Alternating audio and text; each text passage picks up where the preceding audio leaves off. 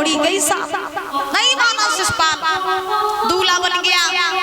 फौज तैयार की, बारात तैयार की, और परीक्षित जी आज हाथी घोड़ों के साथ बारात चली। कुंदनपुर में बारात पहुंची। जैसे ही बारात पहुंची है तो रुकुम ने देखा कि शिषपाल दूल्हा बन के आ गया। बड़ा आदर किया बारातियों का, बड़ा सम्मान किया, सुंदर सुंदर आसनों पर बारातों को बैठाया। बड़े हर्षोल्लास के साथ में बारात जो है वो रुकी है। पहले के जमाने में परीक्षित जी शादियां होती थी तो बड़े विधि विधान के साथ होती थी, और आज के जमाने में तो शादियां जो है वो भी महाराज सिर्फ और सिर्फ एक तरीके से फैशन बन गई है। हाँ, पहले विधि विधान के साथ में शादियां होती थी तो महाराज मरते दम तक रिश्ता चलता था, और आज के जमाने में शादियां होती हैं 4 महीना ब्याह हो गया नहीं पाता से पहले तलाक के कागज तैयार। ये जमाना आ गया है। पहले परीक्षित जी पंडित जी जाया करते थे लड़के के साथ में, आज भी जाते हैं। पहले पंडित जी जाते थे तो विधि विधान के साथ में घंटों घंटों यज्ञ चलता था, घंटों महाराज मंत्रों के उच्चारण होते थे, बड़े हर्षोल्लास के साथ विवाह होता था। आज के जमाने में पंडित जी जाते हैं, संग में कैमरा वाले भैया जाते हैं, तो कैमरा वाले से लड़का कह देता है चाहे 1 घंटा लगे चाहे 10 घंटा लगे, फोटो इतने से इतने तक की सबकी याद है। अगर कोई छूटी हो तो पैसा नहीं दिए, और जो पंडित जी होते हैं तो पंडित जी से कहा पंडित जी 1000 रुपया ज्यादा ले लियो, जहाँ 30 मिनट को काम होवे वहाँ 10 मिनट में ही निपटाई दियो। हाँ, तो बेचारे पंडित जी क्या करे भाई, आधो मंत्र बोला आधो नहीं बोला तो जल्दी जल्दी ब्याह सुहा करके महाराज सब खत्म। अब जितनी जल्दी मंत्र पढ़े जाते हैं और जितनी जल्दी शादियां होती हैं परीक्षा जी उतनी जल्दी आजकल तलाक भी हो जाते हैं। बोली राधा रानी सरकार की। पहले कहा जाता था महाराज विवाह एक यज्ञ के समान होता था, और आजकल ब्याह शादी सब फैशन के ही लए हैं महाराज। हाँ, तो रुकुम जो है वो बारातियों का बड़ा सम्मान कर रहा है, बड़ा स्वागत कर रहा है। इधर रुक्मणी को पता चला कि मेरे भैया रुकुम ने मेरी शादी अपने साले के साथ तय कर दी, तो रुक्मणी महाराज रोने लगी। रुक्मणी रोने लगी, भगवान से प्रार्थना करने लगी, हे प्रभु मैंने बचपन से लेकर के आज तक सिर्फ और सिर्फ आपके ही नाम की लगन लगाई। मैंने बचपन में सोचा था कि मेरी शादी आपके साथ होगी तो अपना जीवन आनंद से काट लेते, लेकिन हे प्रभु ये तो पूरी कहानी बदल गई कि मेरे भैया ने मेरी शादी अपने साले के साथ तय कर दी। रुक्मणी रो रही है, नाथ में मर जाऊंगी लेकिन शिषपाल के संग शादी नहीं करूंगी। रो रही है रुक्मणी, दसाई है ओ दीन नयनकारी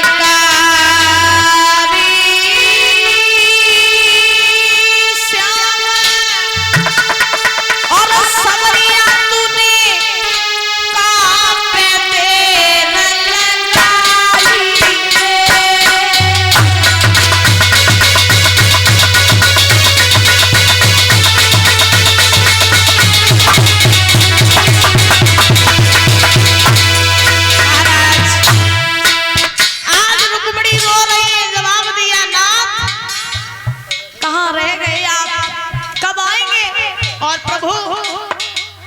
कब हमारी रक्षा करेंगे, कब मुझे यहाँ से ले करके जाएंगे नाथ। अगर आप मुझे न लेके गए मैं मर जाऊंगी, लेकिन मैं शिषपाल के संग शादी नहीं करूंगी। दसाई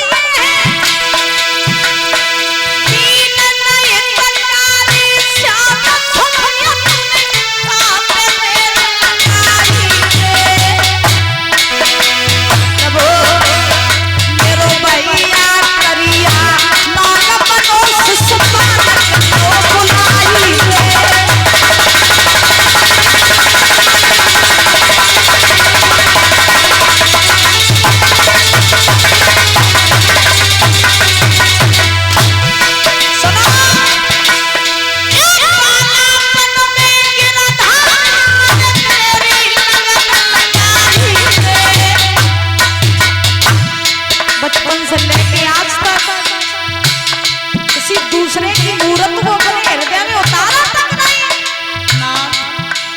राज लेने ना आए तो मर जाऊंगी, जीवित नहीं बचूंगी।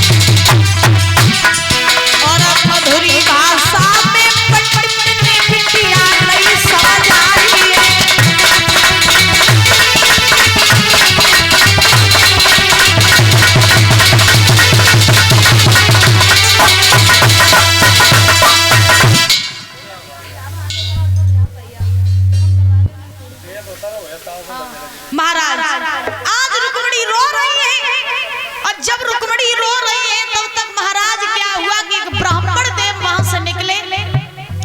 ब्राह्मण देव ने रुक्मिणी का रुदन जब सुना तो ब्राह्मण देव रुक्मिणी के पास आए। जब पास में आए तो ब्राह्मण ने रुक्मिणी से पूछा, बेटी क्यों रो रही हो तुम? अरे तुम्हें तो प्रसन्न होना चाहिए कि शिशुपाल बारात लेके आ गया है और अच्छा लड़का है, धनवान है, बलवान है, सुंदर है, किसी चीज की कमी नहीं है, राजा है चमेली का, उसके साथ विवाह करके जाओगी, प्रसन्न रहोगी, खुश रहोगी, क्यों रो रही हो? रुक्मिणी बोली, पंडित जी हम यही तो नहीं चाहते कि मेरी शादी शिशुपाल के साथ हो। तो ब्राह्मण देव ने कहा, फिर क्या चाहती हो तुम? रुक्मिणी ने कहा, पंडित जी हम ये चाहते हैं कि मेरी शादी शिशुपाल के संग ना हो करके द्वारकाधीश श्री कृष्ण के साथ हो जाए। पंडित जी बोले, उनके साथ करना चाहती? बोले हाँ उन्हीं के साथ। और पंडित जी अगर मेरी शादी उनके साथ नहीं हुई ना तो मैं मर जाऊंगी, लेकिन शिशुपाल के संग शादी नहीं करूंगी, क्योंकि मेरे हृदय में जो मूर्त है वो सिर्फ और सिर्फ श्री कृष्ण की है। उनके सिवा मैंने कभी किसी के बारे में न तो सोचा और न कभी उनकी मूर्त को अपने हृदय में बसाया। उन्हीं के साथ हम विवाह करेंगे।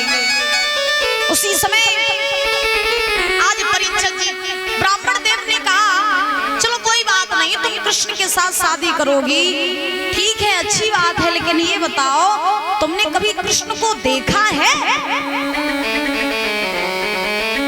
तो रुक्मिणी बोली, हाँ मैंने देखा है। कहाँ देखा? बोले सुनो कि मैंने सपने में श्याम को और देखो है सुनो पंडित जी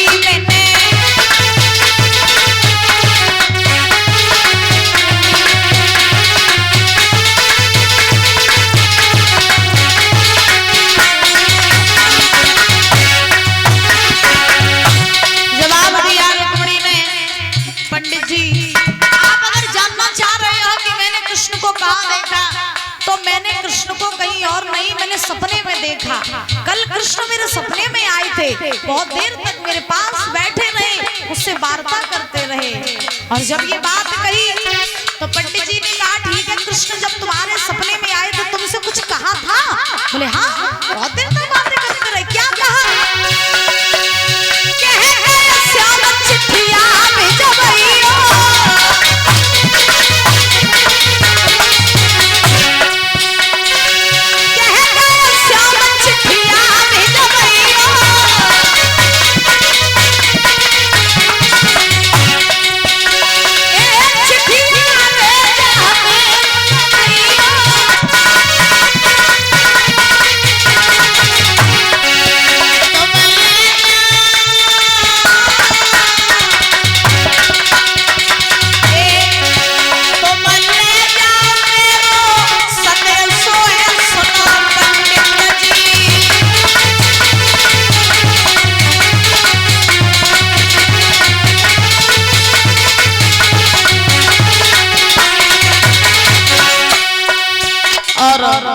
सबसे ज्यादा खुशी की बात यह है कि आज जितने भी हमारे बुजुर्ग लोग कथा सुनने के लिए आए वो सभी हमारे दादा बैठे हुए हैं यहाँ। हमारे बहादुर दादाजी और हमारे मेडिकल दादाजी जो वहाँ खड़े हैं मेडिकल वाले, आज 7 दिनों के बाद दर्शन दिए, बहुत अच्छा लगा। ऐसे सभी बुजुर्गों का आशीर्वाद अगर हमें मिलता रहे तो फिर महाराज जीवन में कभी हार नहीं हो सकती है। ऐसे बुजुर्गों का आशीर्वाद और ऐसे बुजुर्गों का ज्ञान मुझे मिलता रहे तो फिर मेरी कहीं हार नहीं हो सकती है।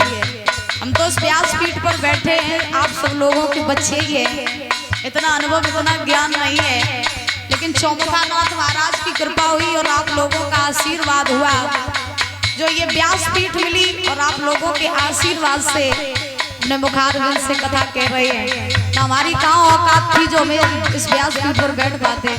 बहुत अच्छा लगा, यहाँ सारे हमारे बुजुर्ग आए हैं तो बार बार हम धन्यवाद करेंगे, व्यासपीठ से कोटि कोटि प्रणाम करेंगे। तो बड़ी बोली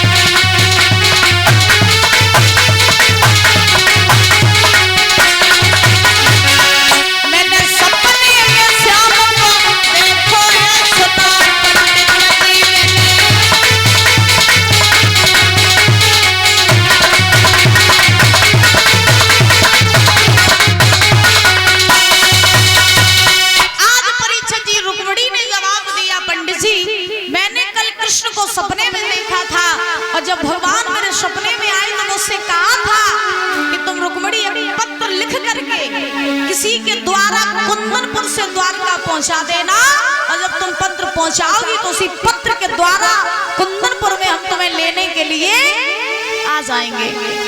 तो ब्राह्मण देव ने कहा ठीक है कोई बात नहीं, अगर पत्र वाली बात है तो तुम पत्र लिख दो और किसी के द्वारा पहुंचा दो कुंदन द्वारका तक। तो रुक्मिणी ने कहा पंडित जी पत्र तो लिख देंगे, लेकिन समस्या इस बात की पत्र लेके जाएगा कौन? तो ब्राह्मण देव ने कहा वो तुम्हारी समस्या है, तुम देख लो कौन लेके जाएगा कौन नहीं। तो रुक्मिणी ने पंडित जी से कहा आपके सिवा महाराज हमारी कोई नहीं सुनेगा, ऐसा कीजिए हम पत्र लिखे दे रहे हैं और आप मेरा पत्र द्वारका पहुंचा दीजिए। पंडित जी ने कहा हम तो वैसे भी बूढ़े हैं,